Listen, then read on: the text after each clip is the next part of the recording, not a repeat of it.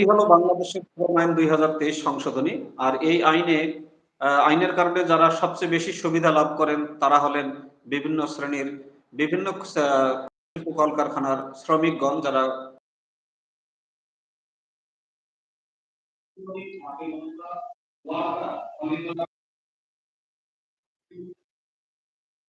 যারা কাজ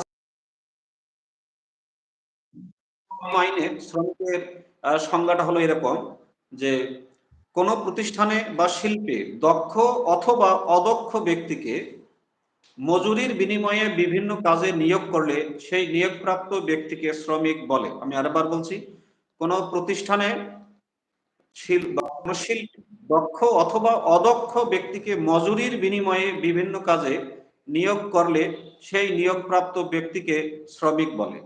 তবে যারা ব্যবস্থাপনা বা প্রশাসনিক কাজে নিযুক্ত হন তারা শ্রমিকের অন্তর্ভুক্ত হবেন না।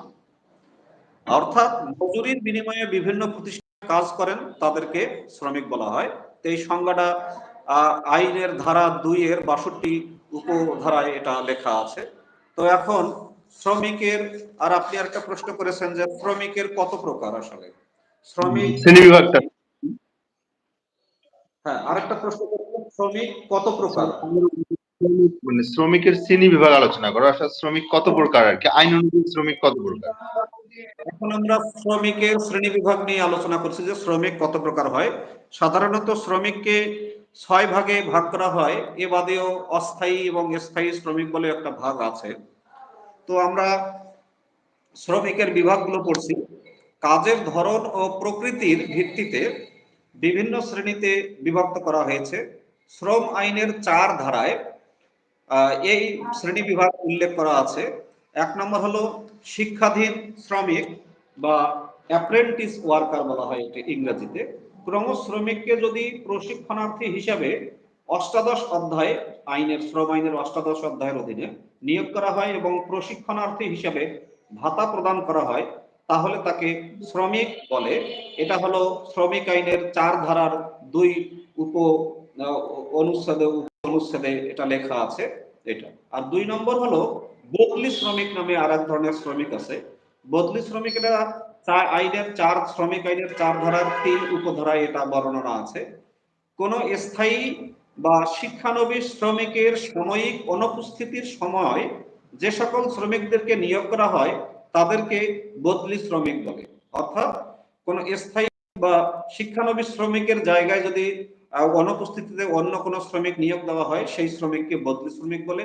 এটা শ্রমিক আইনের ৪ নম্বর ধারা ৩ নম্বর অনুচ্ছেদে এটা লেখা আছে। ৩ নম্বর শ্রমিক হলো ক্যাজুয়াল শ্রমিক অথবা বলা হয় সাময়িক শ্রমিক। কথা শোনা না গেলে আপনি একটু জানাবেন কমেন্ট করে প্লিজ। কোন শ্রমিককে কোন প্রতিষ্ঠানের সাময়িক ধরনের কাজে নিয়োগ করলে তাকে সাময়িক শ্রমিক বলে। অল্প সময়ের জন্য যে শ্রমিক নিয়োগ দেওয়া হয় তাকে আমরা সাময়িক শ্রমিক বলি।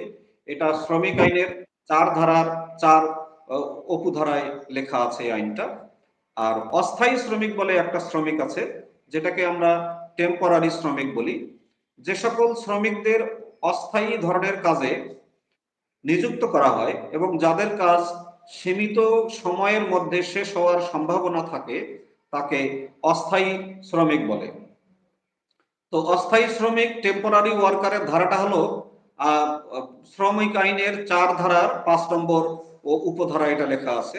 আর ৫ নম্বর শ্রমিকের প্রকারভেদের মধ্যে হলো শিক্ষানবিশ শ্রমিক। ১ নম্বরে কিন্তু অ্যাপ্রেন্টিস ওয়ার্কার, ৫ নম্বরে হলো শিক্ষানবিশ শ্রমিক এটা। আচ্ছা, তো এই শিক্ষানবিশ শ্রমিক হলো যে শ্রমিককে কোনো প্রতিষ্ঠানের নিয়োগ করা হয়েছে কিন্তু শিক্ষানবিশকাল সন্তোষজনকভাবে শেষ হয়নি তাকে শিক্ষানবিশ শ্রমিক বলে। এটা শ্রম আইনের ৪ ধারায় ৪ ধারার ৬ উপধারায় বর্ণিত আছে। আর ৬ নম্বর শ্রমিককে বলা হয় শ্রমিক বা পার্মানেন্ট ওয়ার্কার। যে শ্রমিককে কোনো প্রতিষ্ঠানের স্থায়ী পদে নিয়োগ করা হয়েছে এবং তিনি তার শিক্ষানবিশকাল সন্তোষজনক শেষ করেছেন তাকে স্থায়ী শ্রমিক বলে। এটা শ্রম আইনের ৪ ধারার ৭ অনুচ্ছেদে উপ অনুচ্ছেদে বলা হয়েছে এটা। আচ্ছা, আর হলো যেটা আমাদের জানা দরকার সেটা হলো যে শ্রমিকদের মধ্যে আবার স্থায়ী শ্রমিক আছে, আবার আছে অস্থায়ী শ্রমিক। স্থায়ী শ্রমিকদেরকে বলা হয় পার্মানেন্ট ওয়ার্কার, আর অস্থায়ী শ্রমিকদেরকে বলা হয় টেম্পোরারি ওয়ার্কার। তো এই হলো শ্রমিক আইনের প্রকারভেদ। এখন আমরা আলোচনা করব যে মজুরি কাকে বলে, অর্থাৎ বা পরিশোধের দায়িত্বটা কার।